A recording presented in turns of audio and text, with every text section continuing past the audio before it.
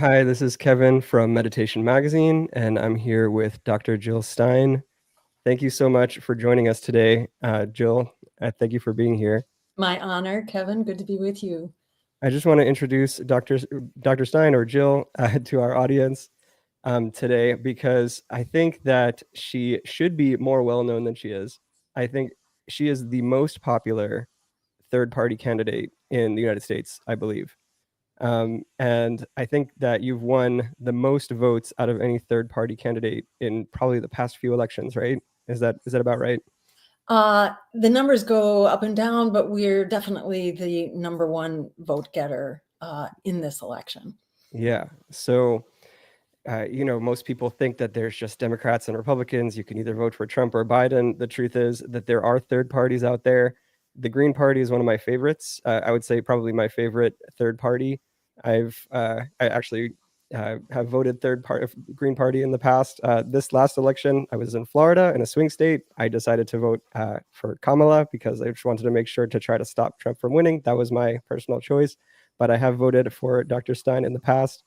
And I really appreciate what she does. And the reason that I really like Dr. Stein, and thank you so much for being here, is because of the positions that she takes and the strong stands, the morally principled stands that she takes on so many issues that I really agree with on most of these issues.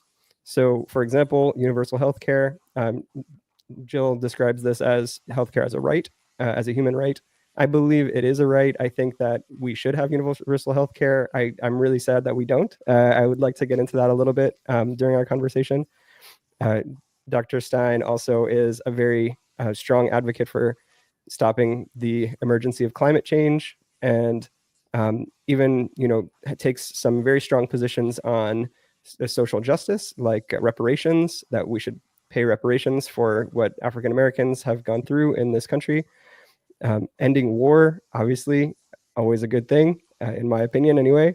Maybe not in Raytheon's opinion or some of these other big companies, but I believe we should end war. And I believe you also have campaigned for legalizing cannabis, as far as I remember. Is that right? Yes. Oh, yeah. And I totally agree with that. I think we should have full autonomy of what we ingest and how we use our minds.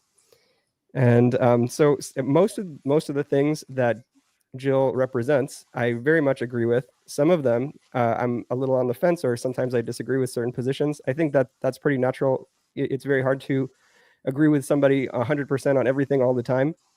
And I think that that's what's great about these conversations, is that we can have a deep conversation and a respectful conversation and get into some of the things that we agree with and so get into some of the things that we disagree with and try to represent what it can look like when people can be respectful of each other and kind toward each other, and without fighting about the things that they disagree with, which I think is such an important thing in today's super polarized climate. What do you think, Dr. Stein or Jill? Sorry, I'm just getting used to Jill. Yeah, I agree completely. And Mhm. I would just add that I feel not just hopeful, but I would say confident. I feel really confident that humanity asserts itself when we have the opportunity to actually communicate. And there, we live in a very, we live in a polarized society because we live in an economically polarized society. There's this old saying from a famous Supreme Court Justice, Louis Brandeis, from a ways back, and that was that we can, in this country, we have a choice between vast concentrations of wealth or democracy. And we've unfortunately, I can't say we've chosen the former rather than the latter. It's been chosen for us and was kind of written into some of the founding structures of this country, some of which were terrific and some of which were, really problematic, like the genocide that we committed against Indigenous people, and then again in bringing African Americans here to basically build the country. So we have incredible historic levels of disparity, which are only getting worse. And unfortunately, those translate into political influence. But what I have experienced over and over in my many decades of social and political activism, is that when we actually have a chance to freely communicate, that we can overcome that. And we do over and over. Like, for example, the resistance to the war in Vietnam, or resistance to the progress of labor and the 40-hour week and child labor laws. All it takes is enabling this conversation for us to become empowered, discover our universe of agreement and our unstoppable power together when we have a chance to actually have that conversation. And so much of where we are right now, I think, is because we're stuck. The channels of communication have become monopolized. And so it's the exception that we have the opportunity to talk here. There was more money spent to suppress our campaign by actually the Democrats in their war room, who were very threatened by the fact that we actually do what we say. We don't just say it, we actually do it. And we have a track record of integrity, and also to get the money out of politics so that we can do this not as an exception, but really as the rule. And, open media and debates and things like that. It's not rocket science how to reclaim our democracy and then reclaim our future. If we don't do that, we don't have a future. And, Yeah. that's a very Yeah. motivating factor right now. Yeah, for sure. I want to get into reclaiming our democracy later in this conversation and see what your thoughts are on that. But first, I want to say that, I think that to have really deep conversations, and not just deep conversations, but also really productive conversations where we can really kind of reflect on our own views, our own thought processes, and understand where we're coming from, understand how we know the things that we know. To have those types of deep conversations that I think are necessary for this country, one of the best ways that I know of, probably the best way that I know of to do that, is to practice meditation. And so I want to start our conversation with a little bit of meditation. And I'll just, for the viewers, I just like to explain briefly why I think this is so important. When we get lost in our thoughts, and when we get lost in the media streams that are coming into our minds from the television or social media or all that, all these racing, spinning thoughts, they spin around in our minds like a whirlwind, and it can be difficult to see through sort of the cloudy fog, the haze. It can also really amp up our emotions, where we get very angry or upset, and that can also cloud our thoughts and cloud our clarity. But when we practice meditation, we can just let some of those things go. We can let the thoughts pass through our minds without holding on to them, without going down a rabbit hole. We can let everything flow in this moment and just allow our minds to settle down and calm down. And when we do that, when the mind is moving a little slower, when it's a little clearer from all the spinning thoughts, then we're able to see more clearly the reality beneath all of the chaos and thoughts and beliefs. So that's why I'd like to start with a brief meditation, maybe for a 3-minute silent meditation that I'll just pop in and guide a little bit, if that's okay, Jill. Yes. Absolutely. All right. Yeah. Thank you. I'm just going to put myself on full screen for a sec. And so what we're going to do is just breathe in and breathe out, just watching the breath, just observing how the breath flows in and out of the body.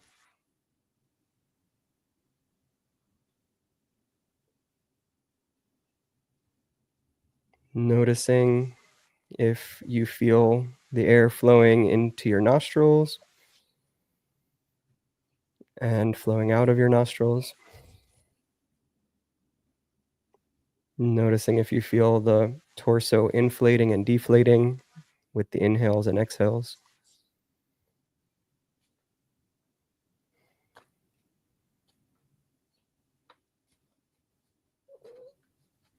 Noticing if any thoughts come up that try to distract you or pull you away from the breath.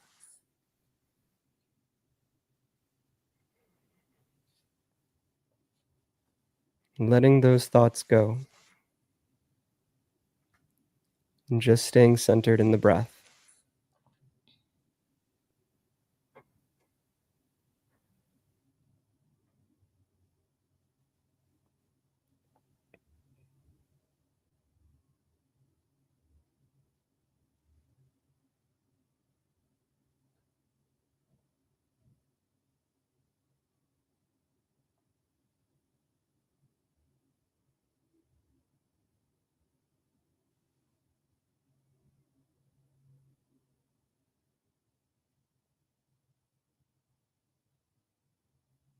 Anytime you notice that you lost awareness of the breath, just bring the mind back with a smile.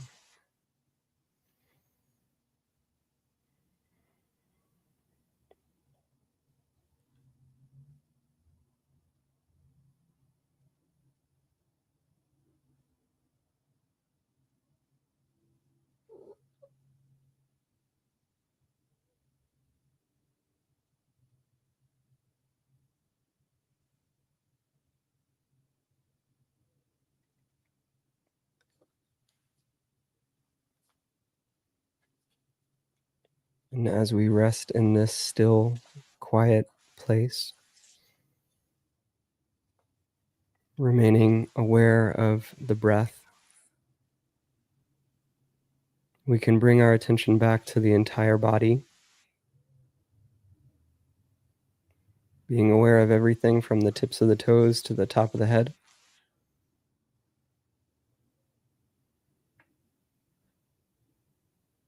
Just feeling what it feels like to be alive in this moment, in this body.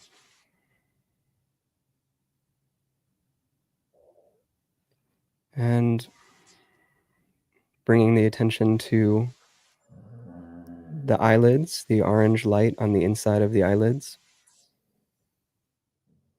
the light that permeates the eyelids.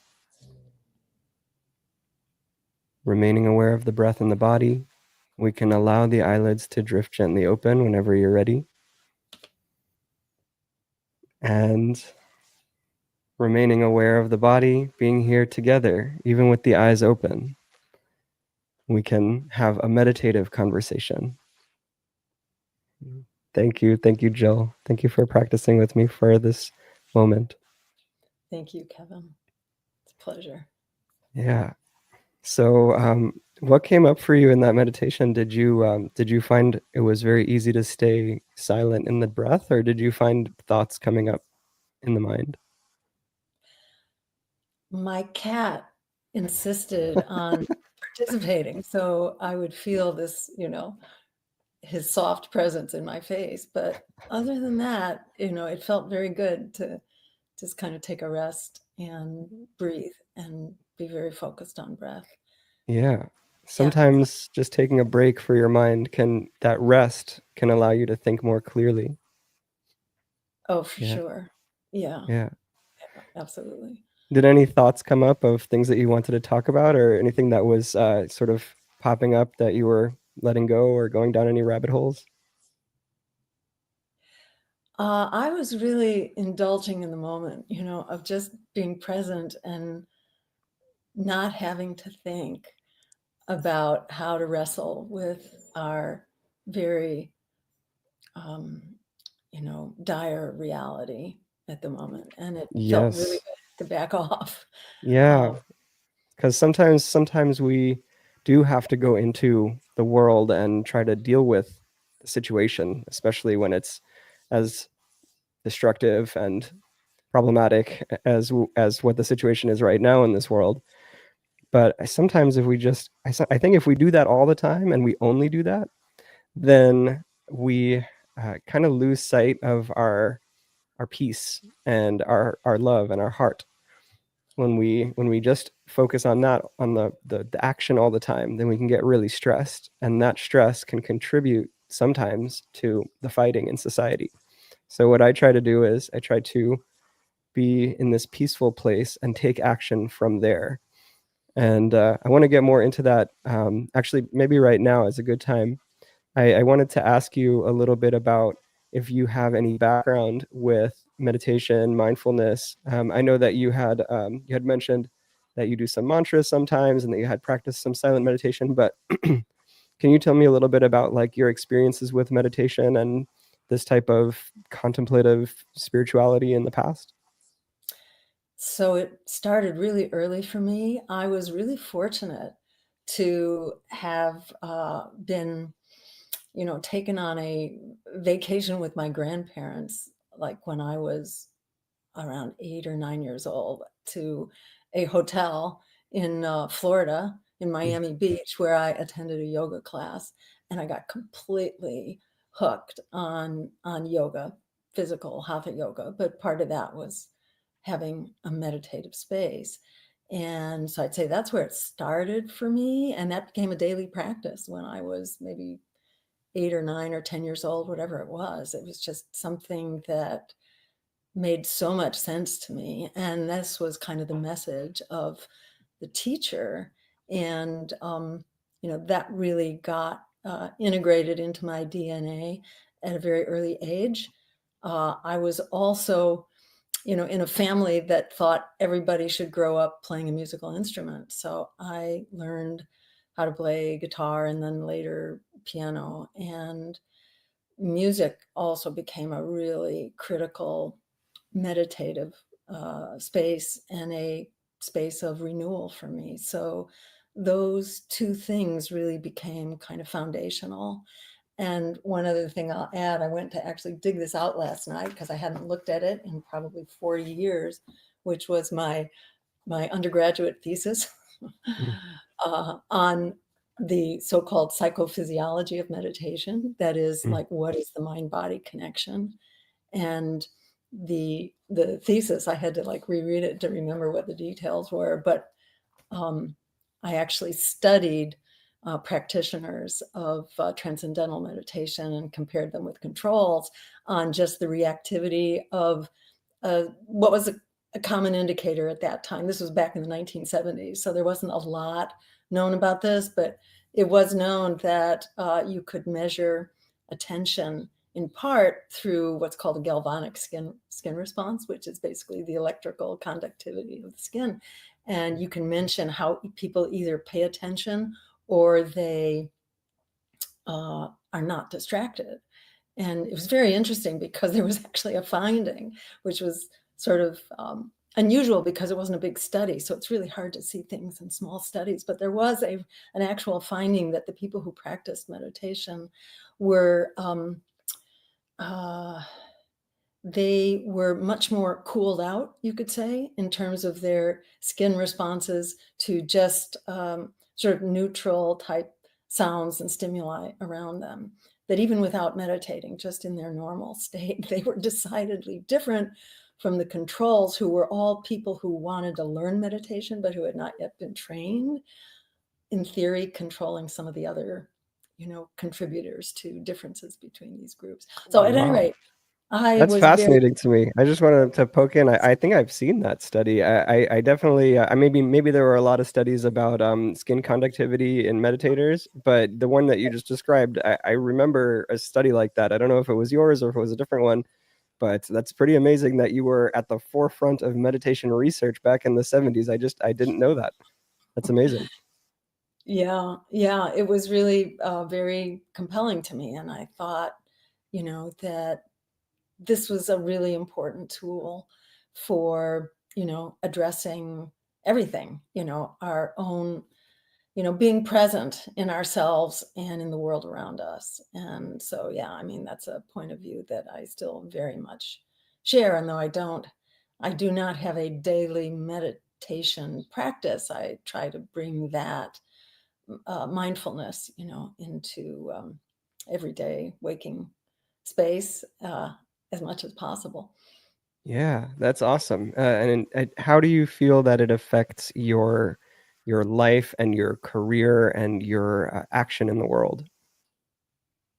Yeah, I mean, I feel like as someone who's practiced yoga almost every day of my life, starting from a very young age, and then having learned meditation and music and and the arts in one form or another, I just began to see those as, essential nutrients of not just my own life, but really larger social sphere, and really respect these practices as really important features. And it's the lack thereof in our modern day society, where it's so much, just about everything has been commodified and corporatized and sterilized. And so we don't have kind of this spiritual glue internally and between us. And that's really critical. And I don't think I don't think there's any fixing this without also having those kind of art, music, spiritual practices that help knit us together. Yeah, yeah, absolutely. So you're seeing meditation and all these practices as things that can connect us as humans and bring more unity in our country. And also you were describing them as nutrients, for your own life. Do you feel like your practice of meditation and spirituality has affected your capacity for empathy, for compassion, and your views on political subjects? And let me just add also that, I think that the arts uh, actively uh, participating in the arts, and expressing the arts or discovering, your own art from moment to moment, whether you're doodling in a picture or you're doodling on the piano. I feel like Mm. art is very much a meditation too, as is dance.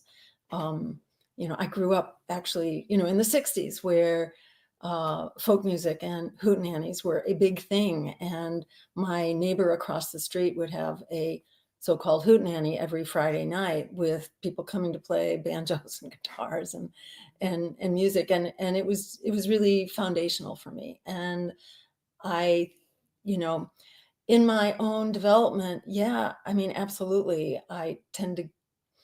Uh, it's just much smoother sailing for me if I have art or music or meditation, as an active part of my life. So, is there like an instance? It's like it's been so much part of my life from the start. It's hard for me to separate out like where I don't have it. And yeah, I mean, on the thing about empathy, I think when you're sharing a practice of art or meditation or religious ritual of any sort, I think that is extremely bonding.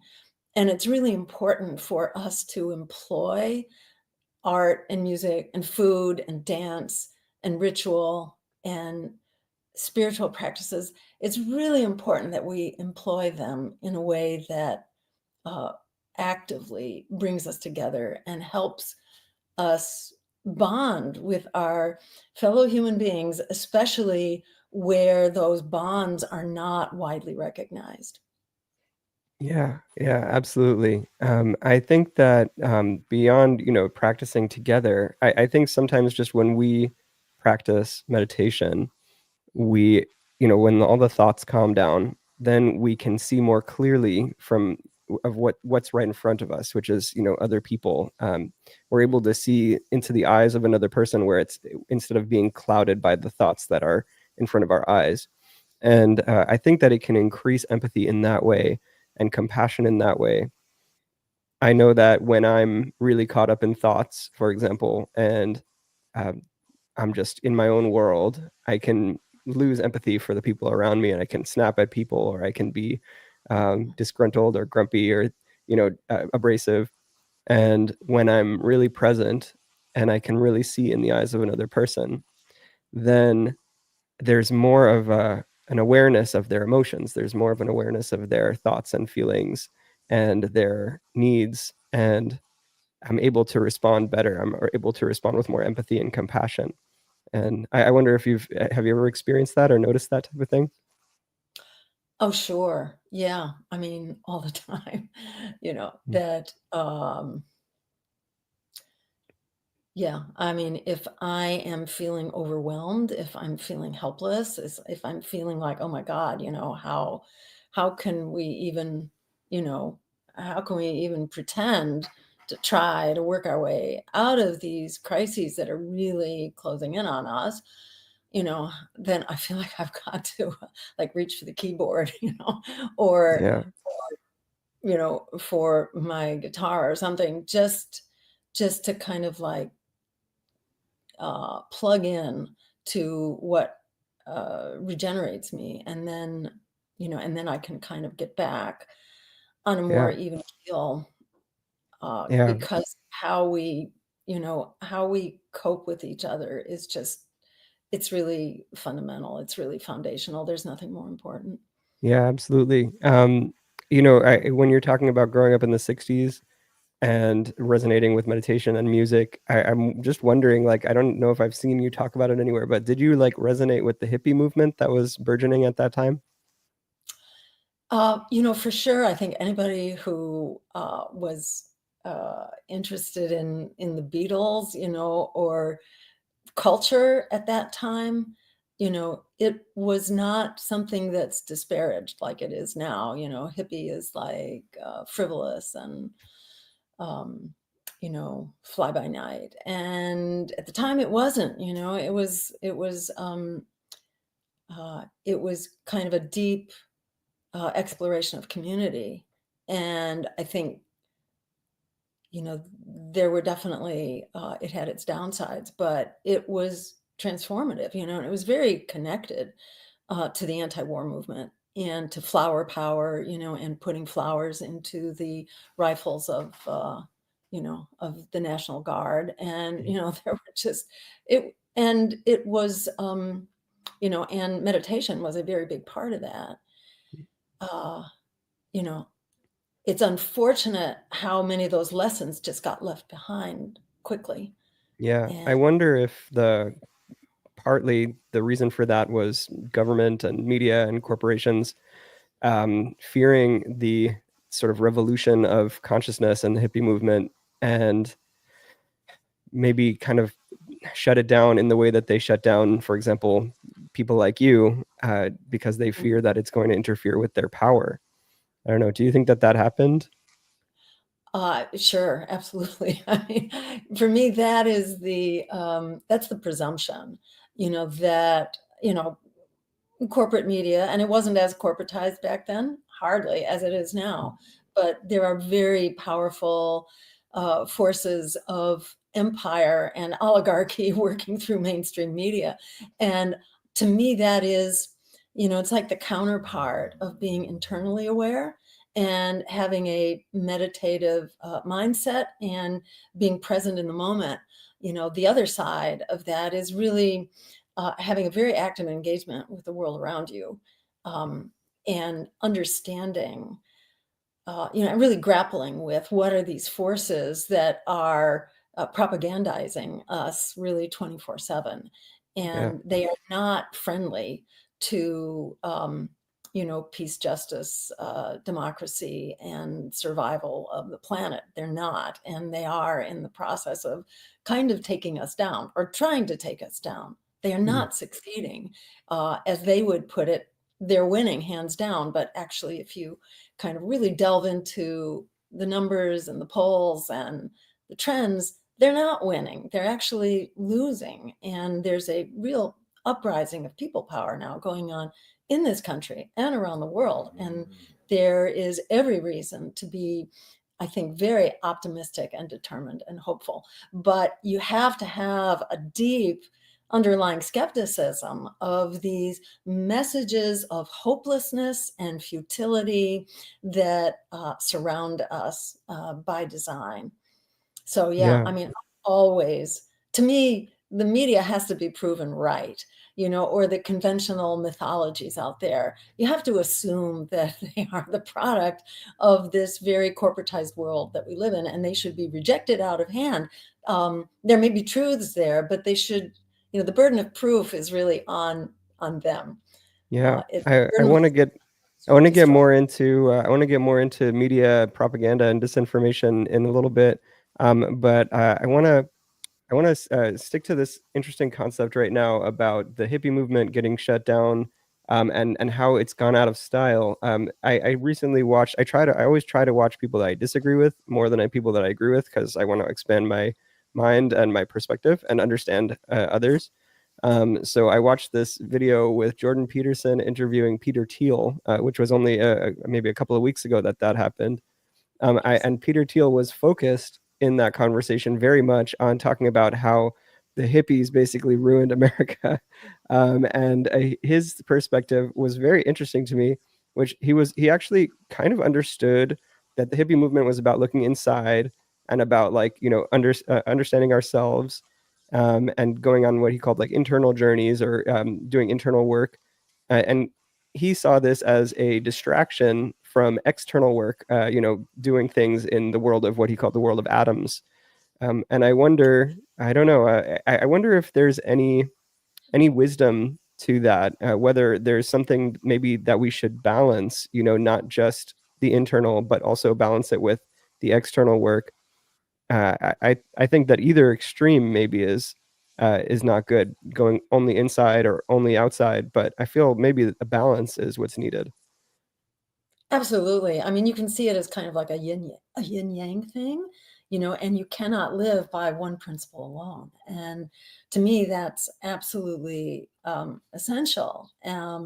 You have to find kind of your inner strength in order to deal with the world around you. In order to deal thoughtfully and productively with the world around you. Otherwise, you're just kind of a tool of these nefarious forces that are attempting to hijack humanity like we're robots.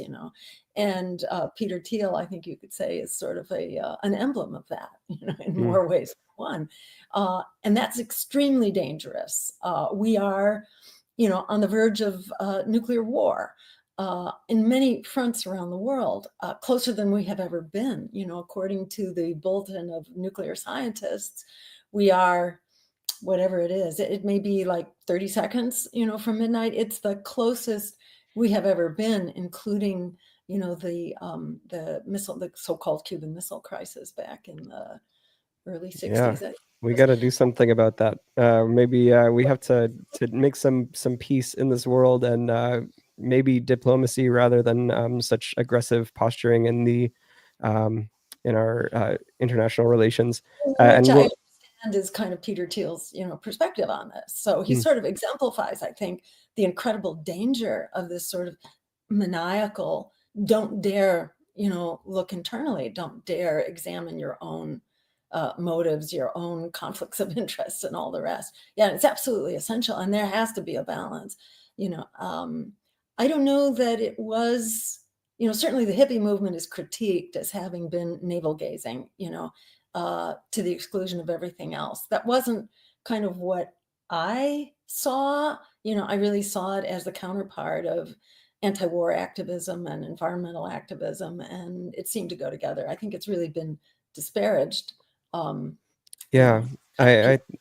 I think it's probably it's. I have a feeling besides the people like Peter Thiel who actually have some kind of um, a philosophical disagreement, I think that there is like actual suppression of it from government sources because and like you were mentioning before, when you can see through the propaganda, then their lies don't work anymore. And I think that that's kind of scary to the people in power, or at least threatening in a certain way. Um, where I think that I can understand why people in power would try to suppress that type of clear-headed consciousness. But I think that over time, we'll eventually find our way to some kind of balance of the internal and the external, the world of consciousness and the world of atoms, or whatever you want to call it. And I want to get into some policy things for a moment and talk about some interesting issues. I just want to let any viewers know that since we're live right now, you can feel free to make comments, and if you have questions or anything, we love to hear from you, and maybe we'll even bring some of your questions in toward the end. So one policy that sort of flows from this that we're talking about is the cannabis policy. And I link cannabis policy with psychedelic policy. Cannabis is actually a psychedelic, it's classified as a psychedelic. To me, psychedelics are part and parcel of the sort of movement of consciousness, the consciousness movement, where we are trying to understand ourselves and also be able to have a clear vision of what the world is and reality is. So I know that you've been vocal about cannabis legalization. I don't remember if you've spoken out about psychedelics. Do you feel that psychedelics should be legal? Oh yeah, absolutely. And I think psychedelics are another, really powerful tool for promoting inner peace and outer peace. Um, I think it's important that psychedelics be handled, you know, not thoughtlessly, like the way that the hippie movement treated psychedelics and LSD back in the Mm. day was really dangerous and rather reckless. So, I think it's important that we learn from that. But the policies that I've seen, that have proposed advancing legalization of psychedelics really take those lessons very much to heart and are working with professional, um, psychologists and sociologists and so on for the proper framing of the use of this really powerful tool. Yeah, it almost passed in Massachusetts. There was, I don't really understand what happened that got in the way of that, but I think there are really important movements forward. It's huge. Mm. And, I have many friends and relatives in the field of psychology who are just ecstatic about the potential for psychedelics to really help lots of people, Yeah, I including know that it's normal people too, people who don't yeah. have a diagnosis, but also people with diagnoses like PTSD, for example. It's huge what psychedelics can do. Yeah, absolutely. I know that it's become legal or decriminalized in a couple of places. I believe Washington D.C. it's decriminalized, and Hmm. Oregon it's or Washington I believe it's Oregon. You're able to go to a mushroom or psilocybin psychologists and legally be able to experience that. I think that's a great way to do it, like in a psychologist's office and a therapy setting that Mhm. can be really helpful and reduce a lot of the worries that people have about psychedelics. But do you think that psychedelics are illegal because of the worries that people have about safety and things like that, or do you think it's illegal for another reason? I think corporations are generally the drivers of policy in the world that we live in, especially in the USA. And I think that there are enormous economic forces which are very threatened by the potential of a substance that you cannot put a patent on Mm. to be a really powerful tool. And there are, there are powerful forces out there. And I haven't studied this, so I don't have the evidence at hand. But I think one would assume that there are very powerful, big pharma forces here that don't want to see this move forward. Yeah, I think that's definitely one factor. And I think another factor is perhaps the same thing that the hippie movement was shut down for was the media went against the hippie movement because the corporations and the government were against the hippie movement because these meditation and psychedelics and stuff like that can help you see through their lies and their bullshit, sorry to use that word, their propaganda. Yeah, And I think that that's probably, to me, uh, one of the main reasons why it was shut down. I'm seeing there's a lot of comments coming in, and I just wanted to respond. Yes, we will respond to questions probably toward the end of the conversation.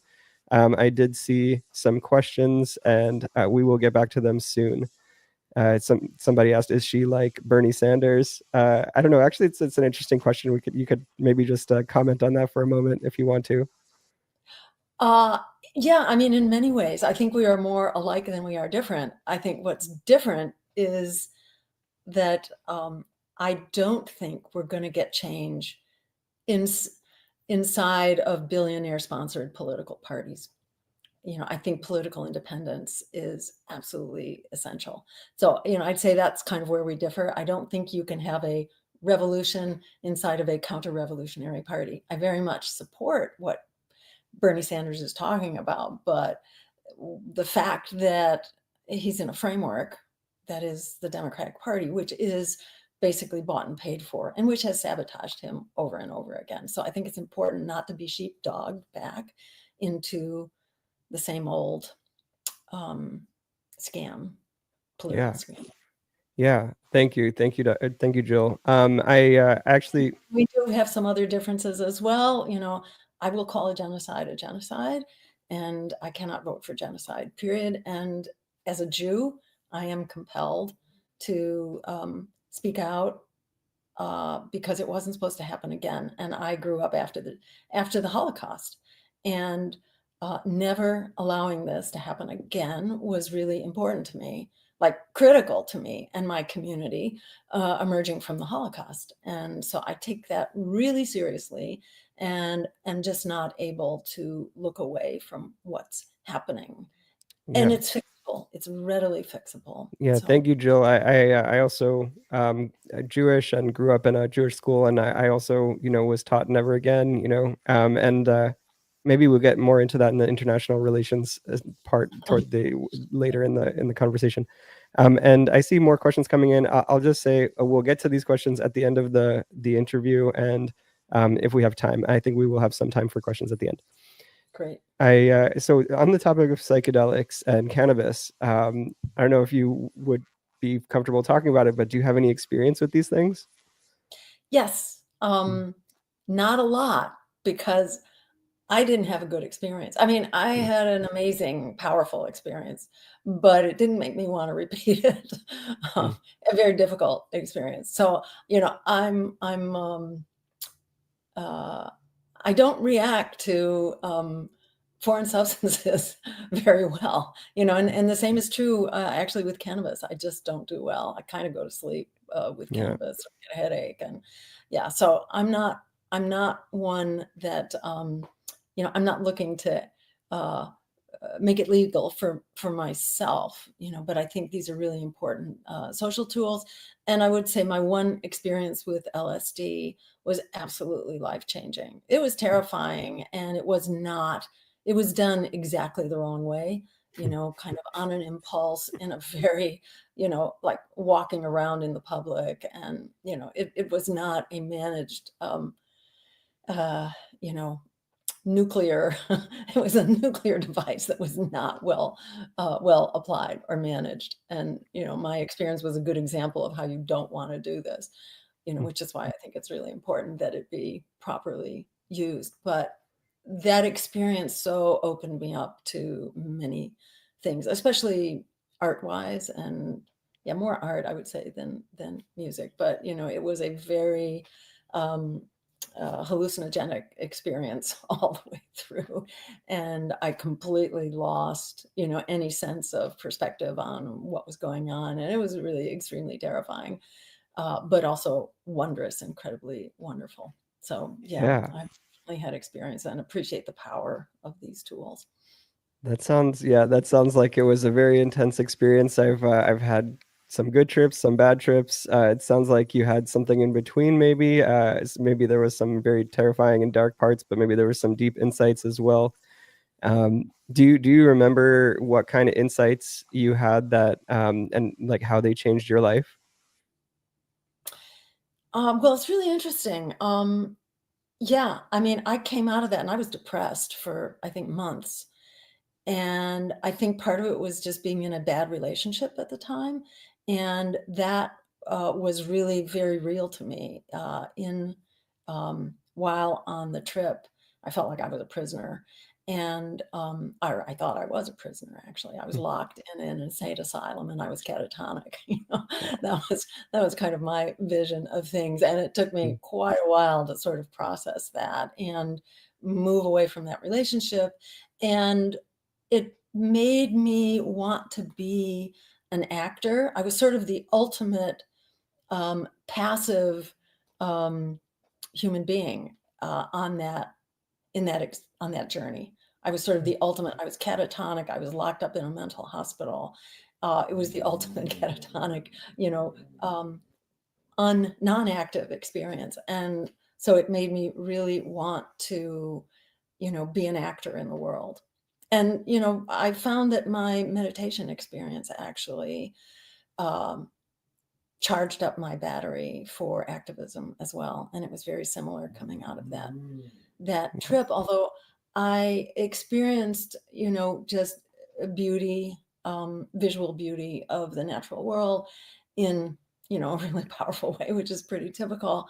Uh, I was very it was ecstatic to observe the beauty of things, but it just really made me want to be liberated to be an actor to help protect the beauty of things Mm. which I felt was being destroyed. I didn't see that so much as a part of that journey, but that was part of my larger kind of awakening at the time, seeing things being destroyed in the Vietnam War, in the environmental movement, especially. Wow, that's very powerful. So you could say it kind of was a part of a motivating factor or an impetus for where you are now, getting into politics, doing all these things that you're doing.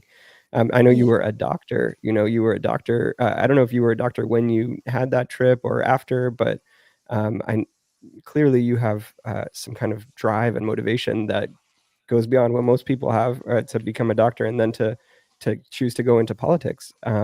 Was that trip while you were a doctor or before you were a doctor?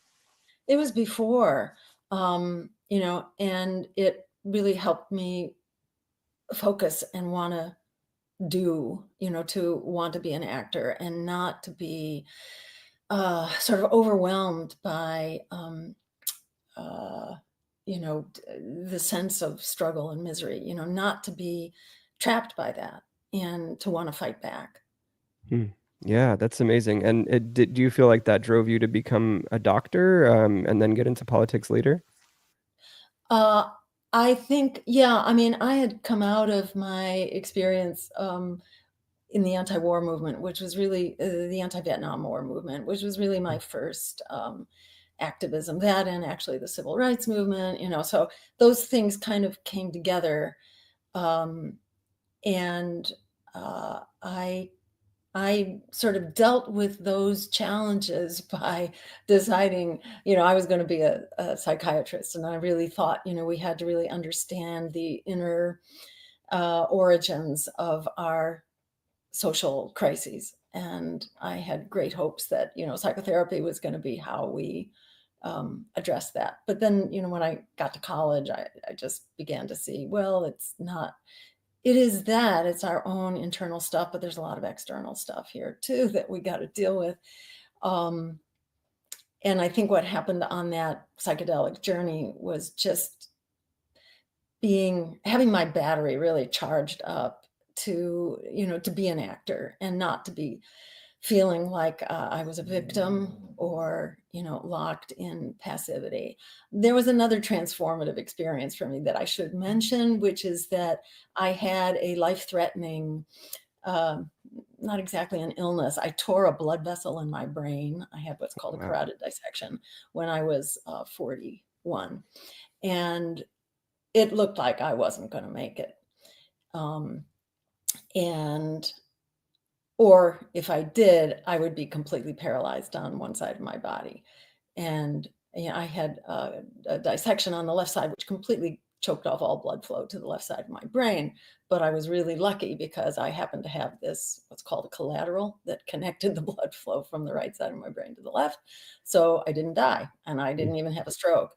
But I sure had really bad headaches and a lot of pain going up inside my head. And when it was finally diagnosed and I went into hospital, I was sure that was it, and I just wanted to meditate and make my peace and say goodbye.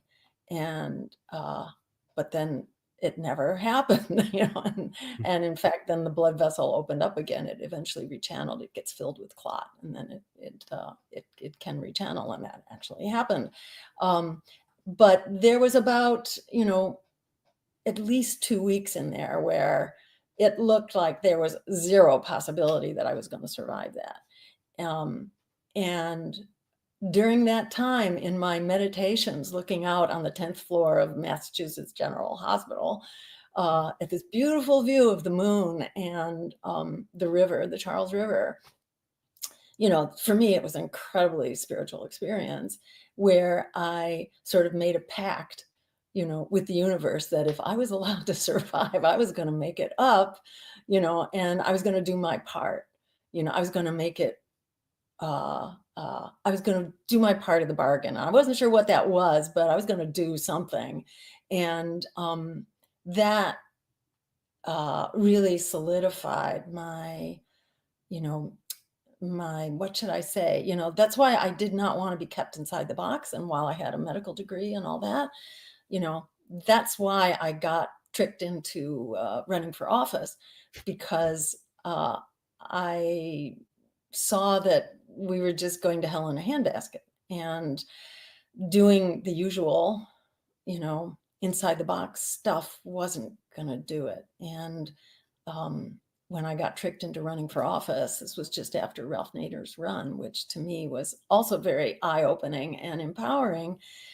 It made me really want to explore how we could push the envelope in a way that just wasn't being done at all. Mm. And fix the external world, not just one patient at a time, but on a large scale societal level. And look at who's throwing them in, So Mm. there's this this allegory about how as a doctor you're pulling people out of the water, but instead of just pulling people out of the water, you have to go upstream and look at Mm. what's who and what is actually throwing them into the river to start with. Wow.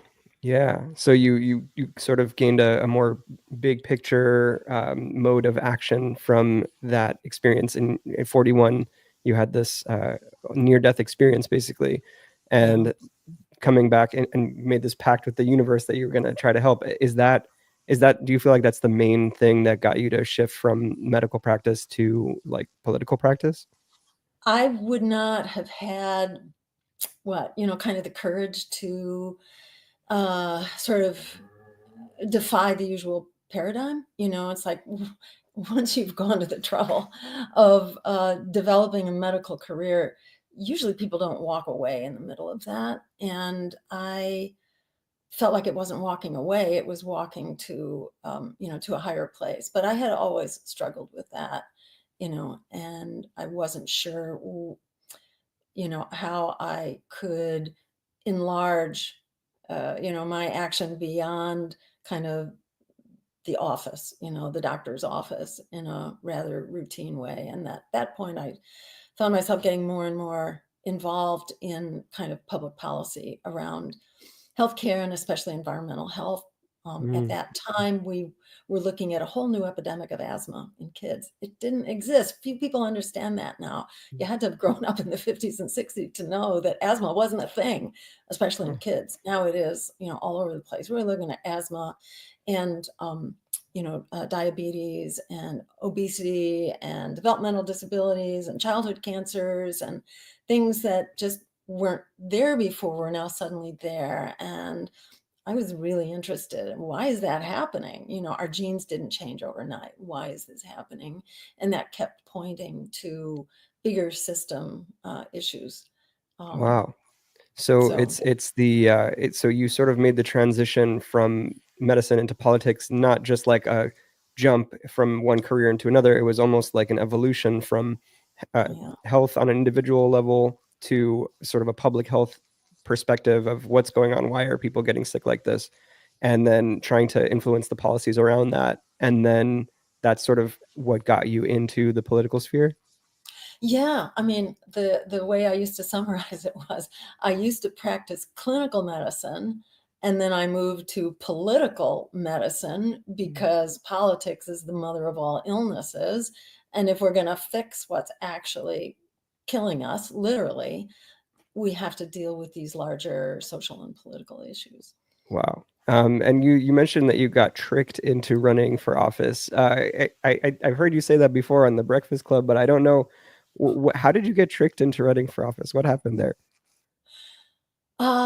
Let's see. So I had just been active in Ralph Nader's campaign and discovered a very empowering politics that was people powered, that was grassroots, that was not dictated by billionaires and corporations. And it was really kind of intoxicating to like discover what could go on there. And it also brought together all these groups that you usually didn't see working together, the Black community, and the Black Power community. Actually, Mel King, who was one of the leaders of this movement here in the Boston and Massachusetts area, and he was part of that campaign, and labor was part of that campaign, and the environmental movement, and um, the public health movement. It became such a unifying campaign. And at that point, I was then approached after that campaign by the Green Party in my home state, by members of the party saying, do you want to think about running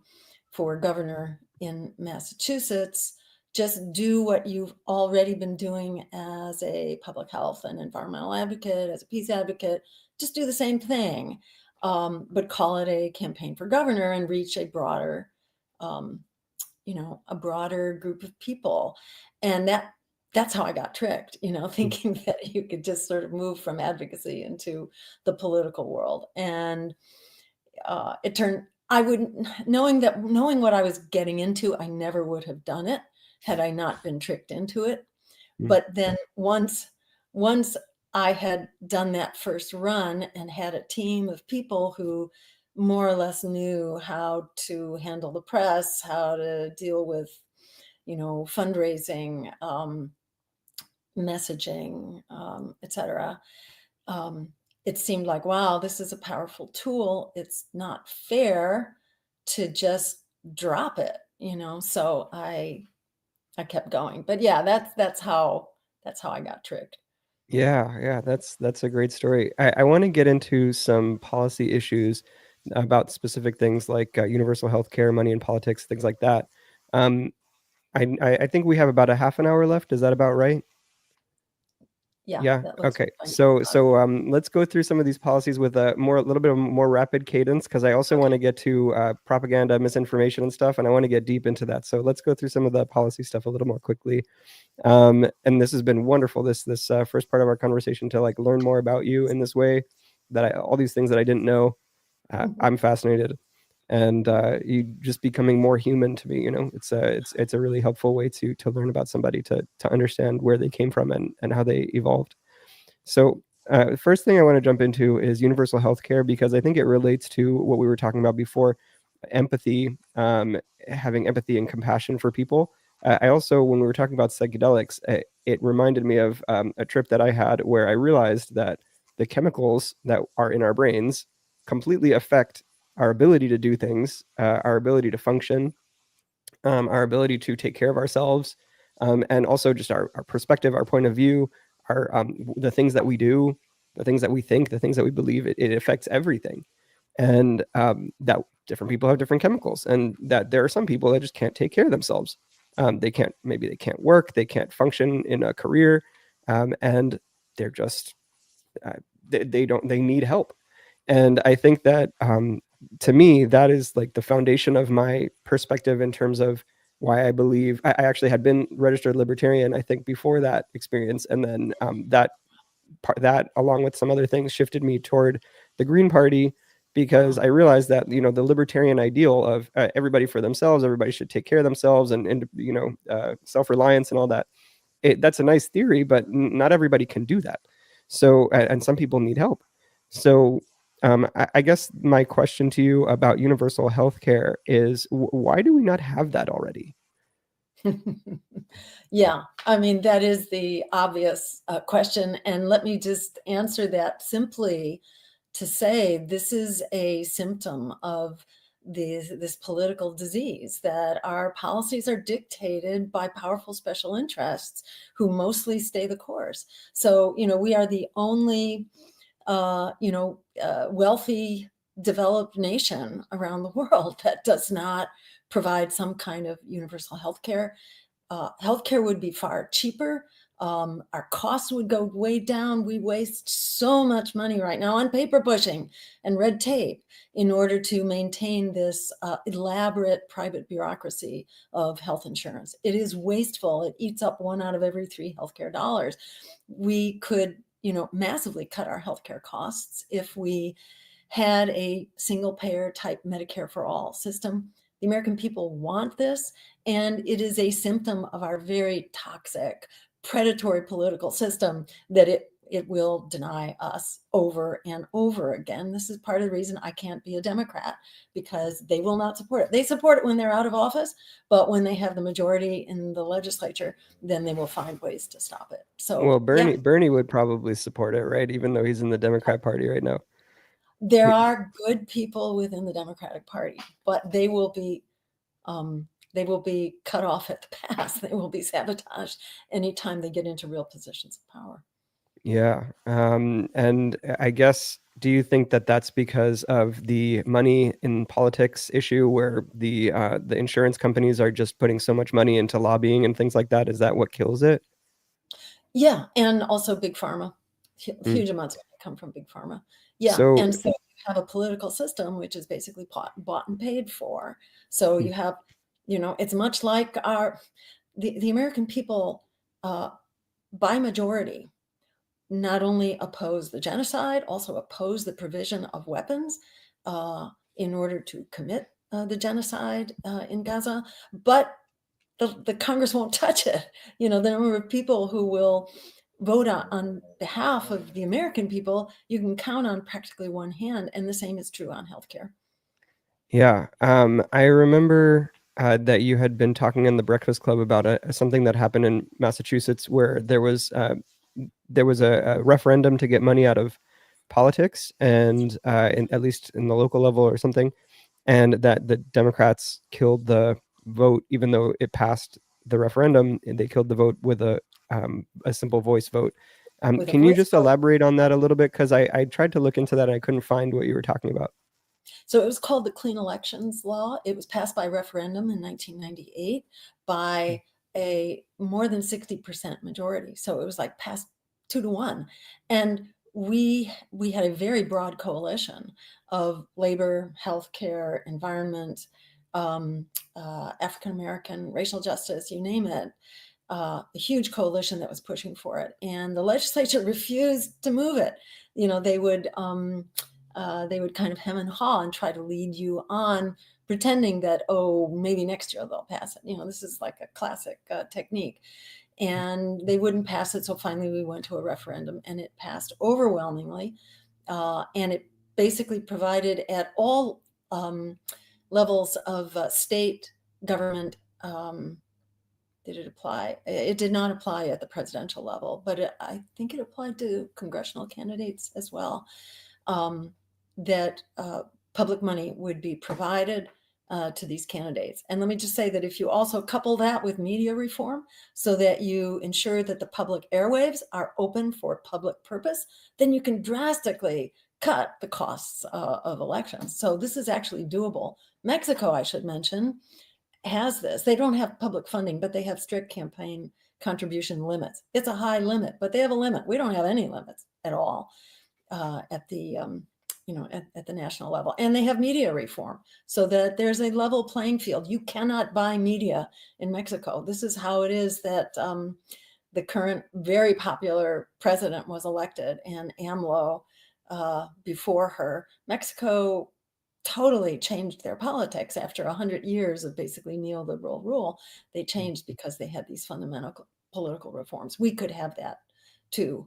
And that's what we did with the Clean Elections Law, and it was sabotaged by the Democrats, which was just before I decided to run for office as a not Democrat, Mm. because it was really clear to me that if in the most progressive, allegedly Democratic Party in the whole country, if they are sabotaging the overarching problem here, the corrupting influence of money in politics, if they are sabotaging the solution to that, they're not going to fix this. And I'm sorry to say, but that conclusion has been borne out in the 25 years since that became clear. Why do you think that they're so against getting money out of politics? And I know that, people talk about corruption and things like that, but um, is it just that? Is it just greed that they like to get the money from the people that are paying them, or is there something beyond that? That's a pretty powerful force. Greed, I'm sorry to say, is classically the at the root of corruption, and it's fundamentally a very corrupt political system that has been bought and paid for. Is a pay-to-play system. Donald Trump is an example of that, but so too was Kamala Harris. Which is why, to me, it wasn't a choice of one or the other, because they both maintain the system that is taking us all down. But Donald Trump, I mean, it's hysterical what the numbers say about him. He had 10 people who contributed 44% of all the money funding him, came from 10 people. Now, Kamala Harris herself had a record number of billionaire contributors. So, that's who's calling the shots, that's who's running these parties. And it is a very powerful and pervasive force throughout all the policy making. There was a famous study by so-called Gillens and Page that came out maybe 12 years ago. It's never been improved upon. And it basically showed that there's almost a 0% connection between the public's priorities and what the Congress and the White House, for that matter, actually do. They do where the big money is, and where people are is basically, goes into the dustbin, which is why people are, distraught right now. A recent study done by Harvard on youth found that half of young people consider the future hopeless, and a full 25% of young people have considered ending their own lives within the last 2 weeks of the poll because of how absolutely desolate and hopeless things appear to be. So this is not a course we can sustain on, Oh, in every dimension. yeah. And that's a perfect segue into what I want to talk about for pretty much the rest of the conversation, which is misinformation, disinformation, and media propaganda. And the reason I think it's a good segue is because you're talking about kids being so depressed at what they're seeing that they are contemplating suicide. And of course, this may be, that they're seeing reality. Maybe they're seeing really the democracy is crumbling. There's the court system is being ignored by the executive branch, like things like that. Maybe there is some reality to it. But I think that there is also a lot of propaganda from both sides. And for example, CNN, Fox News, things like that, where one side will make it seem like the world is the sky is falling when there's a Democrat in office, and the other side will make it seem like the sky is falling when there's a Republican office, and then they just keep flipping that way. I used to think that Fox News was propaganda and CNN was basically real reporting until at the last election cycle. I started seeing when Trump went on Rogan, for example, on Joe Rogan, and was talking about how he was being taken out of context. And I went and actually watched the videos of him being talking about, for example, that if there were no tariffs, then, or if he didn't fix the tariffs, then there would be a bloodbath for the auto industry in the United States, and because the Japanese auto industry would just win. And but of course, CNN was saying Trump says there will be a bloodbath if he loses, and leaving out the context that it was about the auto industry, not about like a revolution or some kind of insurrection. So that was when I started realizing that actually CNN is also propaganda. And then when I saw Kamala and even Barack Obama, who I had very much supported, especially Obama, I didn't see the negatives at the time. I only saw the positives. When the two of them were campaigning, they were kept repeating the bloodbath thing. That Trump is saying that it's going to be a bloodbath if he loses, but meanwhile, like for already a long time, it had been clear. Like Trump had clarified on Joe Rogan to millions of people, he was talking about the auto industry, and it was clear from the video that that's the case. So that's when I started realizing that I didn't actually know what was going on, and that the things that I thought I knew were probably a product of propaganda that I've been exposed to for decades since I was a kid. And that sort of threw me into this a little bit of an existential crisis of what is going on in the United States right now. I don't know. I don't understand what's even going on in the world.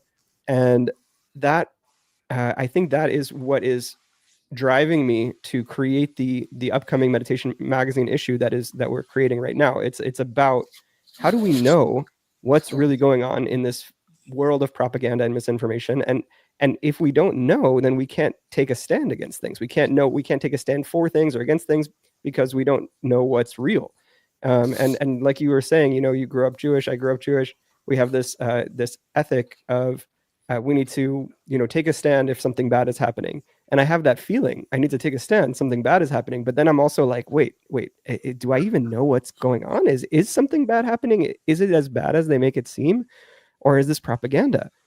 And so that's where I want to go with the rest of this conversation. And I want to start with the question, Where do you get your news from, and how do you know that it's real? So this is the first point that I wanted to make in Mhm. response to this question about, how do we ever really know what's going on? And I think you never really know forever and for final. It's a process. It's a process of, ensuring that you're informed, which is not easy to do. But fortunately, there is independent media out there, and there are different slants in the independent media. But, I was going to rattle off some news sources, which I think are really important. I don't go through a day without having consulted my, five or six different news sources. I usually start with Democracy Now, democracynow.org, which is good, but tends to have a sort of Democratic Party bias and often doesn't give the full spectrum of options out there, especially politically. Um, the Intercept, Drop Site News, uh, uh, Useful Idiots, Breaking Points, which is a great podcast that actually has Crystal Ball, who's like the progressive, and then a kind of Sagar Enjeti, his name is, a journalist with a kind of right-wingish view, but anti-corporate at that. And they're always debating with each other. And um, those are just some of the basics. And I find that did I name the Intercept? I find that Yeah. helpful. Aaron Mate, so-called Useful Idiots, which is a great podcast with Katie Halper, Glenn Greenwald, um, um, and Consortium News, I should mention. In disclosure, I am on their board. There are really great journalists out there who are, one of them, Chris Hedges. If the mainstream media is making war on them, you can be sure they have a really important and powerful message. I don't listen to, the New York Times, CNN, MSNBC. It's really toxic. It's poisonous. It really is very confusing. I don't even listen to them to like have a sense of the spectrum. I do listen to PBS NewsHour just to see what the mainstream media is reporting, but they have their biases for sure. I don't find them useful. They're So useful just to know what's going on, for but the those also, sources that for the yeah. sources that you do listen to, how do you know that they are unbiased, or maybe they are biased, but how do you know that they're giving you reality rather than maybe they're getting their news from somewhere else that's biased? You know what I mean? That's exactly why you can't just listen to one. I truly try to get a sense of the spectrum of reporting. And then you have to see what really makes sense and what is presented in a compelling way. Now that you have fake AI videos and stuff like that, you have to be even more cautious. But, you know, Hi, the Kitty. conventional, yeah, yeah, that's Willie. You'll see him often. Mhm. He's trying to get in the camera view Yeah. constantly.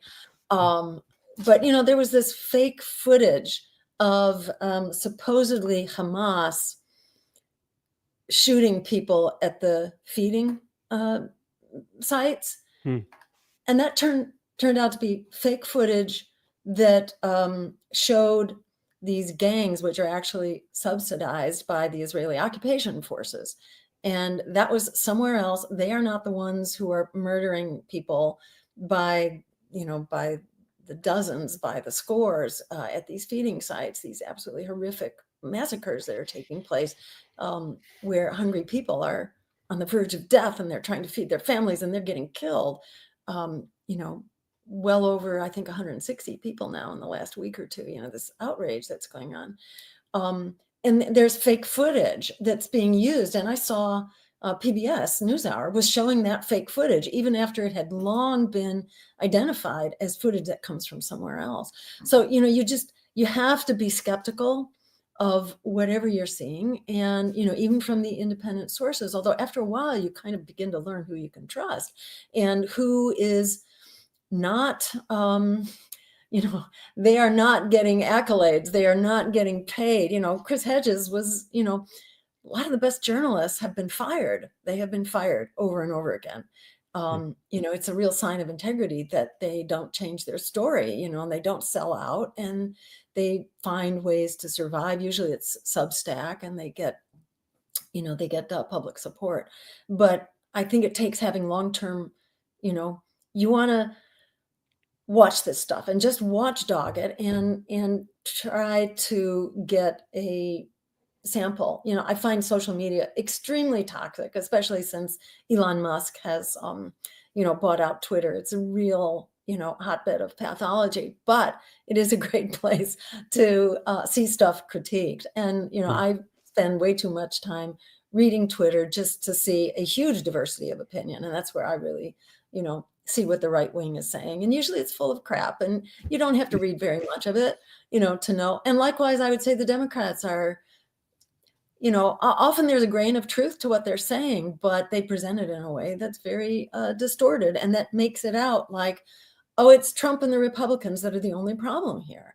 The cuts that Trump and the GOP are trying to make now, some 15 million people from Medicaid and huge numbers from food assistance, and then Medicare cuts. Well, Joe Biden actually had much bigger cuts when he closed off the expansions of Medicare and Medicaid. I'm sorry, the expansions of Medicaid. That was 24 million people who got cut off when he terminated the Medicaid expansion. And likewise, same thing on food stamps. So the Democrats have done worse, actually, than what the Republicans are about to do in terms of social supports. And the cuts to Medicare, which could be huge, it could be $500 billion that will be cut from Medicare. It will be just staggering. But that happens because the Democrats passed a ruling in 2010 when they had the majority. The Democrats passed this so-called pay-go rule that triggers these enormous cuts to Medicare. So don't trust the MSNBCs and the CNNs to tell you the full story, or the Democrats for that matter. They will give you a story that makes it look like it's all the Republicans. It's not. It is a duopoly, and it's like, people have not been voting for them. They've been voting against the one that they hate the most. And it's time, I think, to stop voting against what we hate and to start voting for what we believe. Forget the Yeah. lesser evil. We have to fight for the greater good. Yeah. Thank you so much for that. I think we only have about 13 minutes. Is that right? Or do you have any flexibility at the end of that, or maybe a few minutes? I do. Yeah, I Mm. do. If there's more to be said. Okay. Yeah. We'll try to speed up the cadence right now. I want to. You just mentioned that there's, where people vote against what they hate, and there's a duopoly. And I like your opinion and your perspective that we should have third parties that gain power, and we should vote for what we actually believe in. But in this last election cycle, even though I like you and your policies at the best, I voted for Kamala because I thought that Trump could be a threat to democracy in the way that there won't be more elections in the future, and it won't matter, or there will be elections, but they'll really be fixed like what we see in other countries, so maybe in Venezuela or Cuba or Russia or places like that. So my when I talked to Marianne Williamson a few weeks ago, I had a really interesting conversation with her. She really felt like the sky is falling in terms of Trump is going to be the end of American democracy, and we need to stand up to stop that from happening, and we're going to move into a period of fascism and dictatorship. Do you agree with that, or do you think that this is just another administration with somebody that you disagree with, and that's part of the duopoly? I feel that desperate about both of the parties. And Trump can do what he does because he's had the Democrats lay the groundwork for him. And, in fact, it's such a poisoned and propagandized conversation, because the number of people who aren't voting, who reject both parties, is actually enough to win the election. It's more than 1/3 of people who stay home and refuse to vote for either of the corporate candidates being rammed down their throats. So, there actually is there is the people power to overcome fascism. We're seeing it out in the street right now. And unfortunately, the Democrats, the sold out corporate Democrats, will not inspire people to come out and vote. They won't. And when people voted for Trump, they weren't voting for him, they were voting against the Democrats. So how exactly do you ever fix this problem then? By advancing the Democrats, who keep pushing people to vote more in the Republican camp. And we saw more of that in this election than we've ever seen before. So this is not a solvable problem within the box of the duopoly. We need a politics of integrity. And let me also say that we could have ranked choice voting right now. You could have more than two choices. Who denies you that choice? It's usually the Democrats who prevent us from having ranked choice voting and who basically stop it in its tracks. We could have ranked choice voting, and they don't want it. They fight it tooth and nail, because then they would actually have competition from a real politics of integrity. They only want to fight the Republicans and be just a shade better than them. So they have, they will control this political system so that it will never be solved.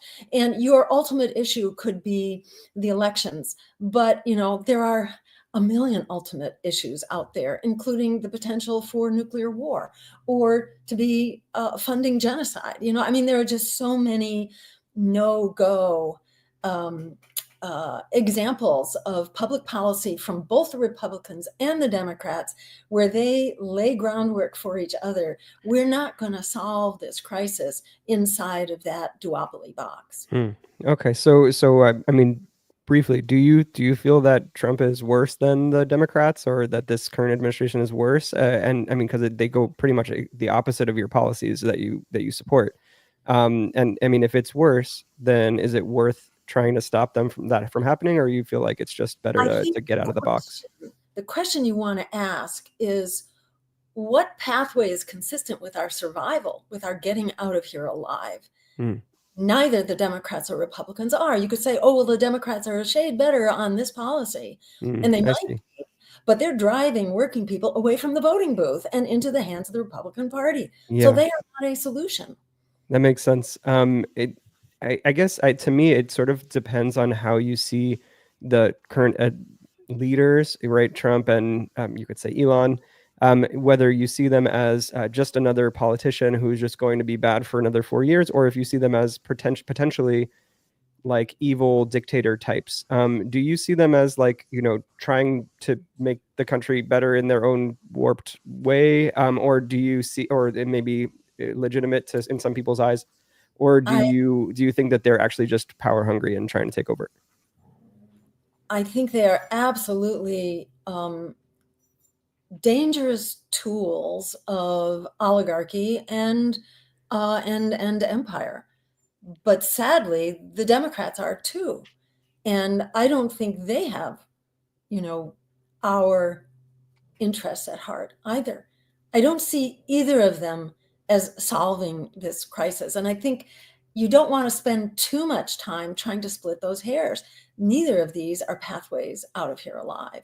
And there is the potential right now in voters, the numbers of voters who are divorcing both of these parties is huge.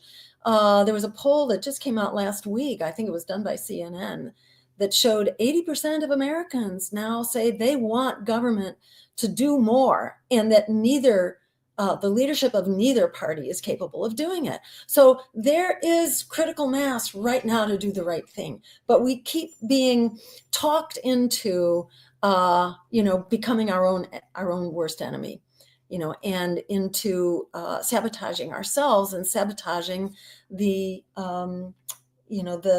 pathway forward. We need an independent, people-powered path forward, and there are many ways to build that.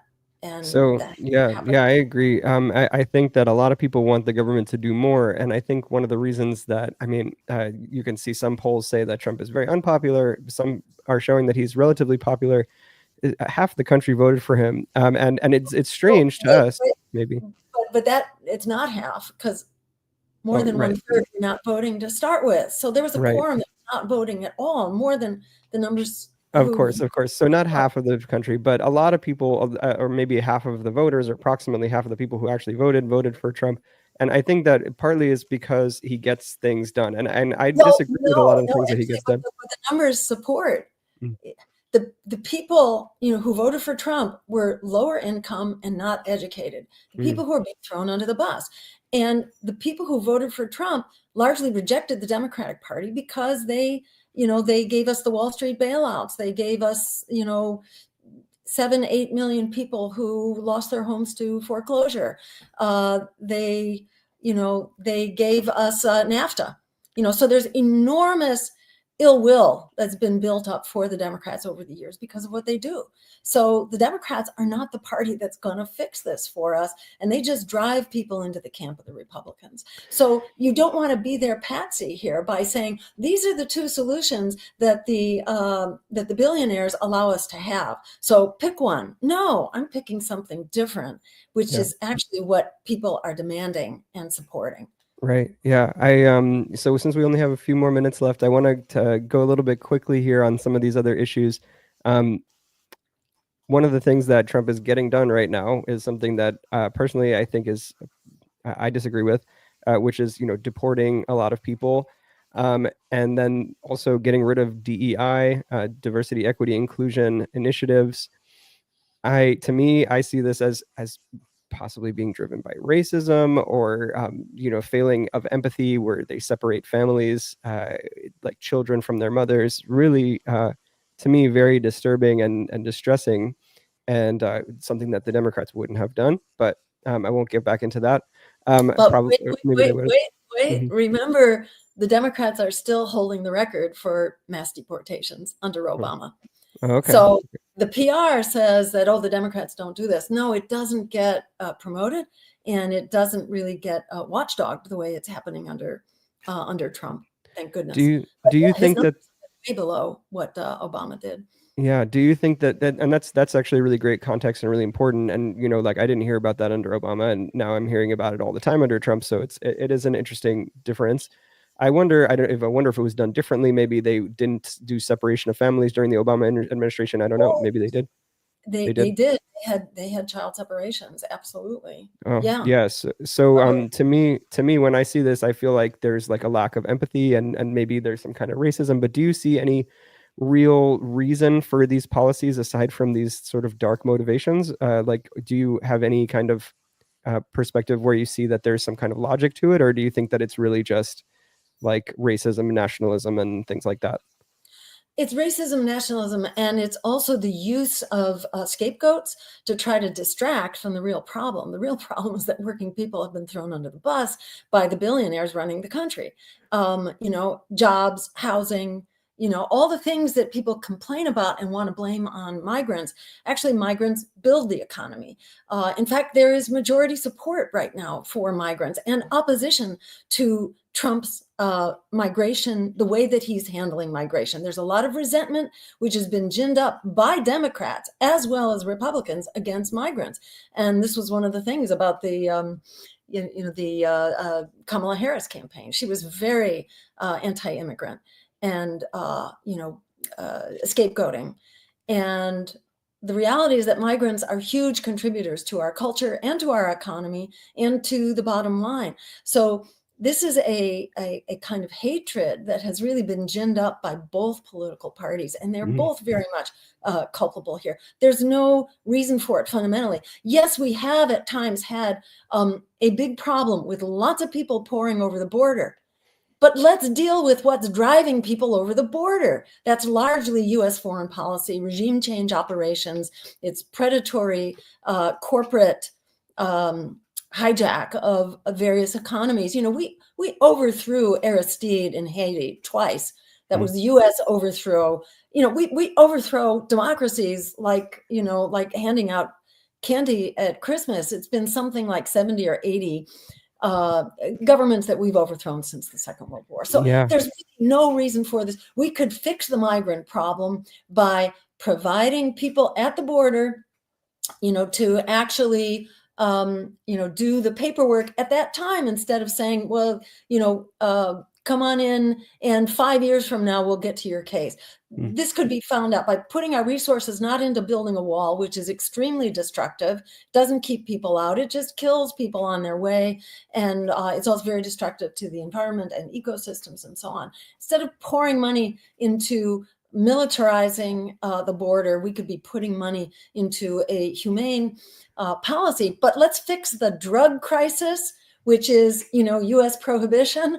Let's fix the drug crisis and the cartels and the violence and the economic overthrows and the sanctions that we impose on Nicaragua and Cuba, for example, and Venezuela, and which drive millions of people here out of economic desperation. We Yeah. can deal with this crisis in very productive and humane ways. To Yeah. think that all we can do is throw immigrants out and separate families and target people who are essential uh, you know, uh, uh, infrastructure for our communities. That is just wrong. And that is a fallacy being perpetrated by both Democrats and Republicans. Yeah, and there was, I think that the urgency of the deportations, from what I understood from watching Elon and Trump, was that there was a claim that the Democrats under Biden and others had been importing essentially immigrants to swing states in order to make them forever blue. Do you think that there's any truth to that, or is that just made up crazy propaganda? You know, I don't think that's true, but even if it were, it's such a tiny footnote on these larger trends. We know that millions of farmers are put out of business below the border because of drought, because of climate change. We know that people were flocking here from El Salvador and Guatemala and Honduras, from the countries where we had conducted regime change operations. We create chaos, south of the border, and then we criminalize people who are fleeing in desperation the murderous foreign policies that we've inflicted on them. That is crazy. And we shouldn't be talked into putting our blinders on here. There are humane, decent, and holistic solutions that are win-win for Yeah. everybody. Yeah. I want to talk for a moment about the economic policy of tariffs versus free trade and globalism. It's a very interesting topic. I kind of want to understand your perspective on it. That well, from what I've understood, from at first I thought tariffs was crazy because all the media says that they're crazy. Then I'm watching these conservative podcasts and understanding that there's, U.S. has a huge trade deficit, and China has a huge trade surplus, and that China is in potentially intentionally doing that in order to be able to get all of the other countries to deindustrialize and to be able to essentially take power and be the only industrial power. Do you think that the tariffs are a reasonable idea that the current administration is pushing, or do you think that it's just part of the insanity? I think they're doing it in entirely the wrong way. Tariffs can be an important component of an economic development policy, but a tariff alone is not going to revive your auto industry, if the auto manufacturers can't afford the health care and the workers can't afford their health care.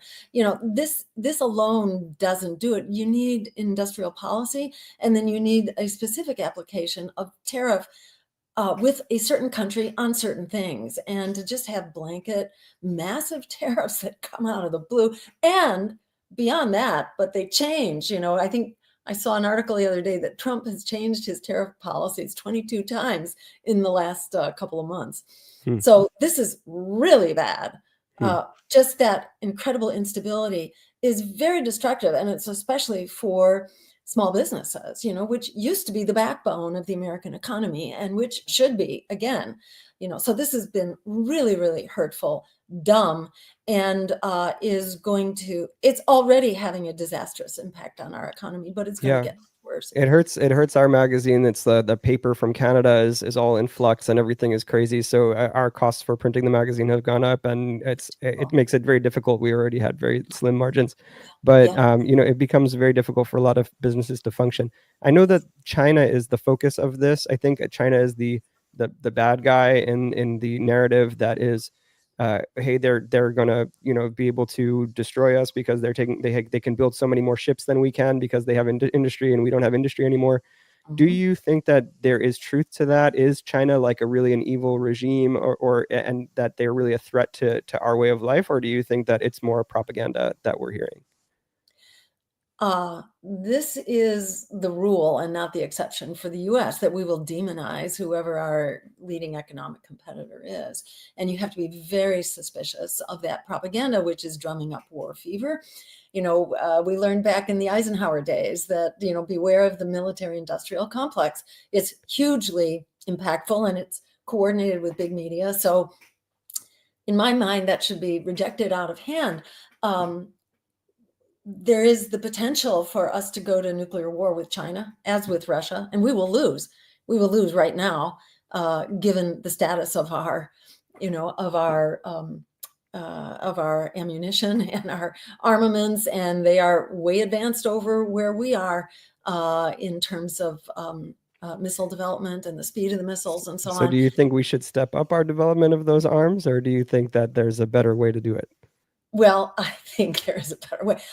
Who's been leading the charge for an arms race and to destroy the international mechanisms for arms control and for phasing out nuclear weapons? Unfortunately, the U.S. has been leading that, that crazy, insane pathway. So yeah, no, it's a absolute no-brainer that this can be. This is a problem that we can fix. This is eminently fixable, and it needs to be fixed Do fast. you Neither the Democrats nor the Republicans have a clue about how to conduct diplomacy. And do you think that these tensions between the US and China and the US and Russia, for example, are being driven mostly by the US, or do you think that they're being driven mostly by China and Russia, or do you think that it's sort of a mix of those? well, it's always a mix, but I think there are many, many instances now where the U.S. is really turning the crank, or where I should say our military industrial complex and big contractors are turning the crank and attempting to drum up their, as soon as we resolve one war, suddenly they come up with another hotspot. And, the whole conflict with Russia really stems from the US effort to expand NATO and nuclear weapons right up to Russia's border. So Russia is not doing anything different from what we did when we freaked out when Russian missiles came to Cuba. And by the way, Russian missiles came to Cuba because we had put US missiles in Turkey in striking distance of Moscow. So the US, since the Second World War, has been extremely aggressive. And we have a foreign policy. It doesn't keep any secrets. It's called full spectrum dominance, that the US will dominate all spheres. We need to be part of a multipolar world, working with a community of nations as adults in the room. Right now, we insist on dominating, and that's disastrous. We are losing right now, and we would lose if there was actually a conflict. So Well, this is absolutely deadly and dangerous. This is another reason why we need to replace the warmongering duopoly that is driven by Wall Street, its investments, and by the war machine. well, clearly there's a lot of problems that the US is causing in the world, but on balance, do you feel like we, as sort of a democracy that is, trying to embody liberal values, at least on the surface, do you feel that the US is on balance a good or a bad force in the world? We're very mixed, and we could be a very, very good force in the world. We still could do that if we will mend some of our ways. But, we are the regime change operation. We are driving and enabling the genocide in Gaza. All the hotspots around the world right now, we have really done a major part to gin up. It doesn't mean that there aren't tensions and issues that have to be resolved on both sides. There absolutely are, but we have a very aggressive, we are the world's leading manufacturer of weapons and selling weapons to anyone who will buy that. We typically arm both sides of conflicts. We are really being run by the military industrial complex, and this is going to destroy us all. Wow. Yeah, so for the peace issue of Meditation Magazine last year, I interviewed Ilya Ponomarev. He's the in Ukraine. And he's actually driving the anti-Putin resistance in Russia. Um, he said that Russia actually had a hand in training the militants that perpetrated the October 7th attacks that started the current round of horror in the Middle East. Though obviously that's been going on for a long time and since way before October 7th. But do you think that that is true? Because the idea was that he was Putin was trying to get the United States attention away from Ukraine, so he's sort of stirring the pot in the Middle East. Do you think that that's true, or do you think that that's just some propaganda that's going around? This is the first I've ever heard that one. Hmm. What happened on October 7th was part of a series of hostilities that's been going on since before the Nakba. 500 Palestinian villages were destroyed, even before the Nakba, even before the declaration of independence for the state of Israel. So, the myth, as you probably know, is a land without a people and a people without a land. There was ethnic cleansing basically written into the DNA before the founding of the state of Israel. So, at some point, the Palestinians really began to push back. But historically, Christians, Jews, and Muslims lived in relative peace for millennia, certainly in Jerusalem. So, when that went to pieces, it went to pieces. It didn't take Russia. I mean, that's like ridiculous to say it's Russia. It's like, the reparations movement has also been blamed on Russia. That it's been Russians who've been planting these ideas. My campaign in 2016, I was smeared as a Russian, a useful idiot, an agent of Russia, because my ideas were like, undermining the Democratic Party or whatever. I was a Russian agent. It's like pathetic. So And why would Russia push this idea of reparations? Why would that be like a Kremlin talking point, as you mentioned on the Breakfast Club? I don't know if you've heard about Omali Yeshatila. He's a reparations advocate. He's an amazing. He's sort of an African American,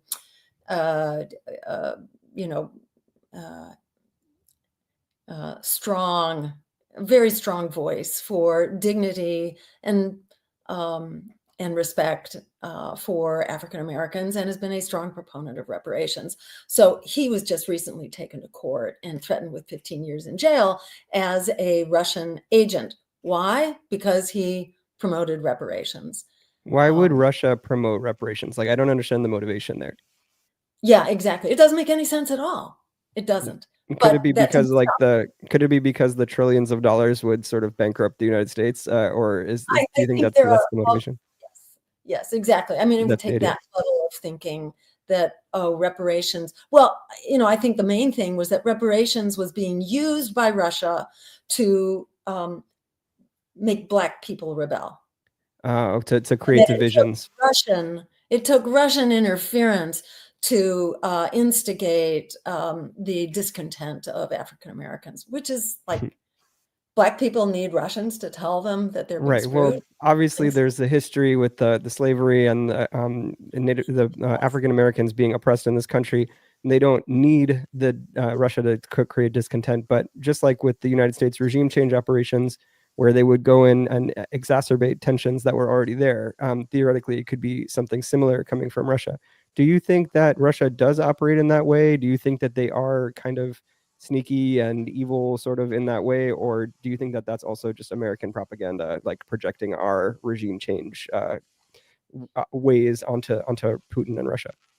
So I think in theory all of this is possible, and all nation states, especially big ones, are looking for ways to press their advantage. I don't think that's unrealistic at all.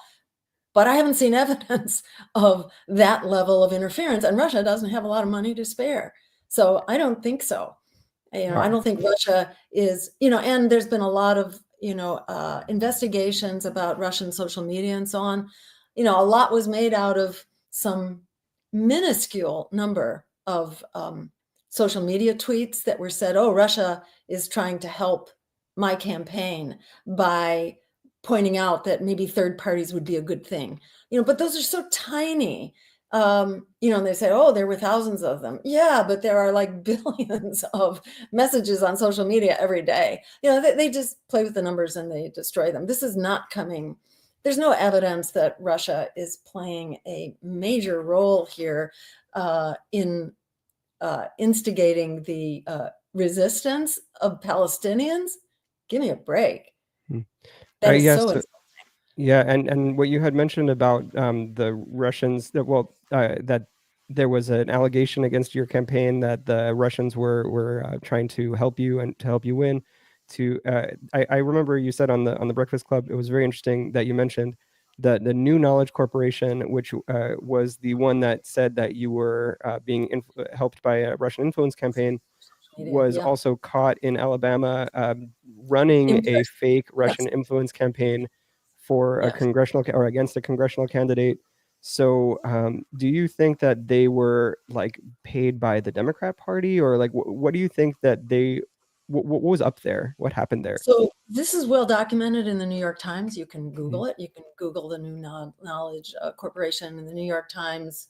And it was a special election for Senate where Democrats actually funded this. They funded New Knowledge to create this fake Russian influence campaign, which was exposed in order to disparage the Republican candidate. So Democrats were using a fake Russian interference campaign on social media in order to make the Republican look bad so that they would win the election.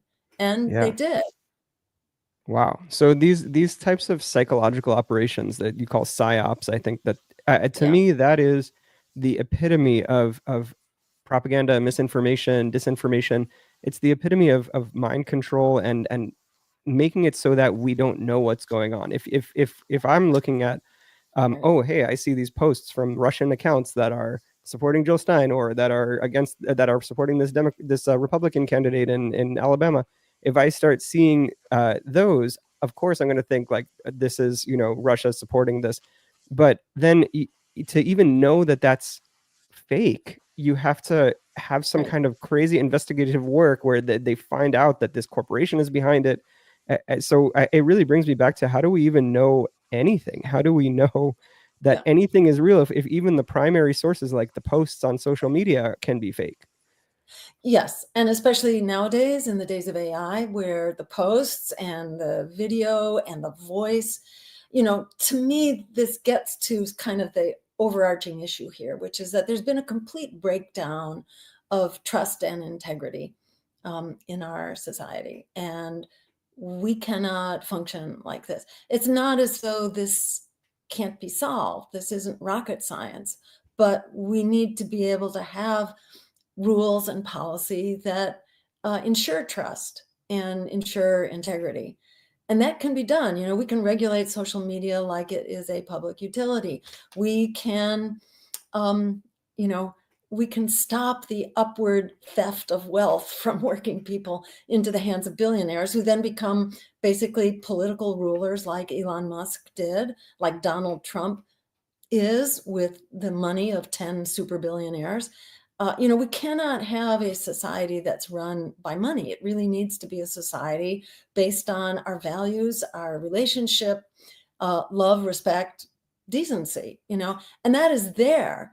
It is being kind of covered over by the incredible greed and corruption of the economic and political system. And these things have to be solved together.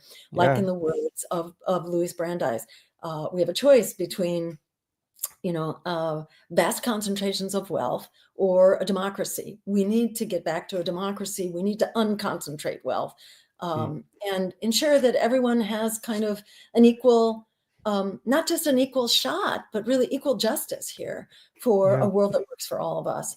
And Well, it takes a lot of us doing that. And it's in all of our hands. We are not powerless, and resistance is not futile. That is what they want us to think.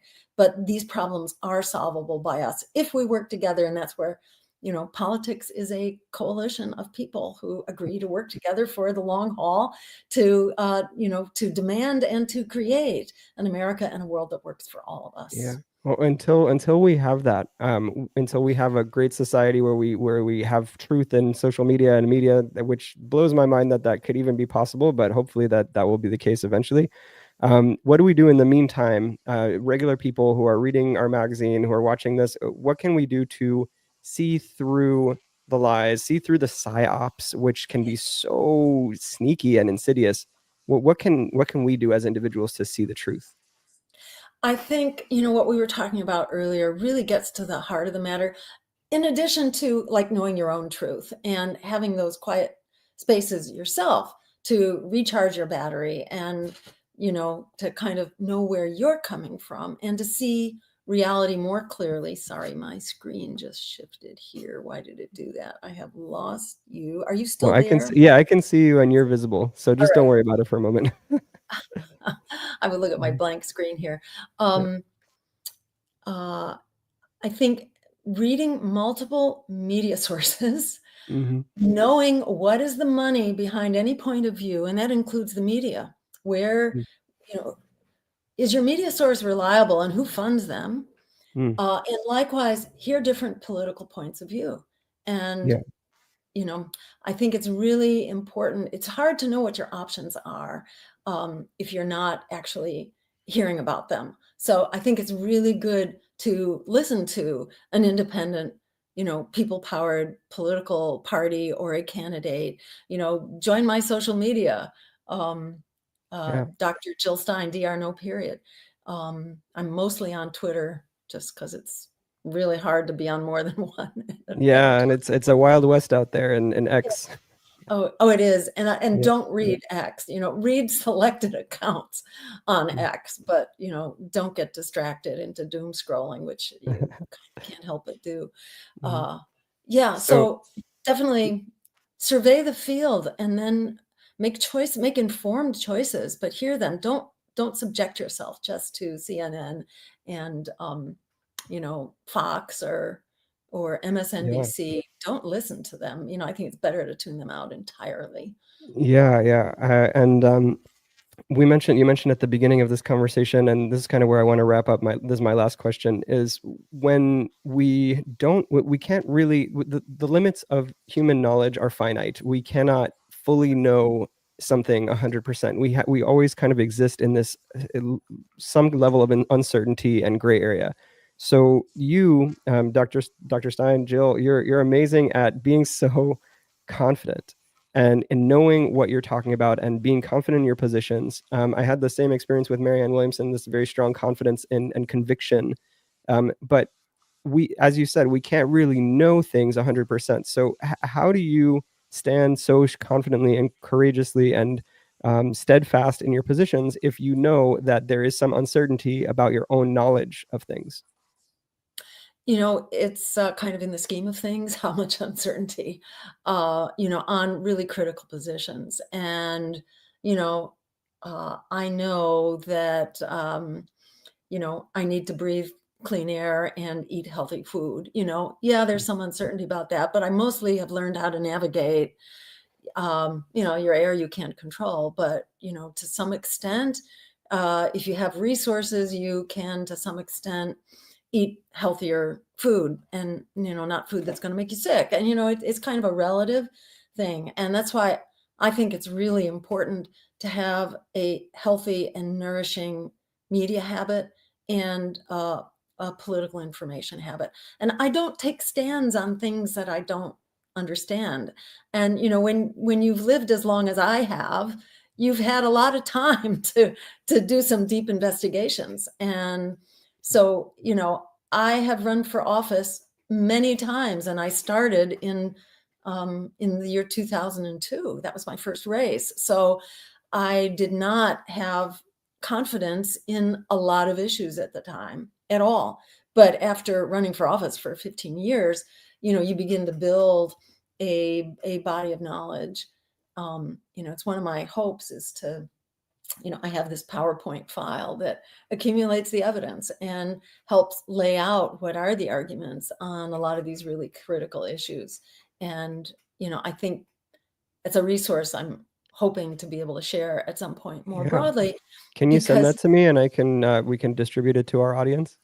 Sure. Okay, great. Yeah, Yeah, I'll buff it up a little bit, but it's got resources, and so on. Yeah, no, that would be wonderful.